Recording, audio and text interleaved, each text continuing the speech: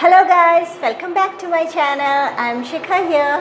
Today I will be sharing a Diya stand with you all. So let's begin. This is a Diya stand made out of flowers dipped in POP or plaster of Paris.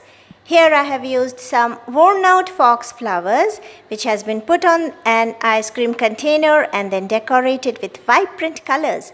The clay Diya has also been colored and put on the stand. Watch the full video to know the whole process. Here we begin.